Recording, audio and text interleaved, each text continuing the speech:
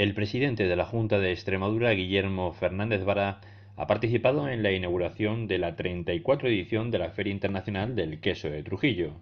Durante su intervención ha destacado la importancia de las denominaciones de origen en el sector quesero en Extremadura y cómo supusieron un antes y un después en los años 90 para este sector. Además, ha explicado que en el sector del queso quedan todavía muchas cosas por hacer y ha puesto en valor el trabajo de los productores. Hay que decir bien alto y bien claro que tenemos que reivindicar a los productores. Aquí el que ordeña es el que transforma, el que produce el queso y muchas veces hasta el que lo vende. Es decir, a esas personas hay que decirles gracias, gracias por hacerlo, gracias por ser capaces de haber construido desde casi la nada algo tan potente. No tenemos ningún otro sector donde haya tantas marcas en los top 10 de calidad. Y tenemos muchos sectores potentes, pero no hay ningún otro que como este sea capaz de tener tantas marcas y de competir al nivel al que compite en muchísimas ocasiones, desde un concepto, que es el concepto de la artesanía.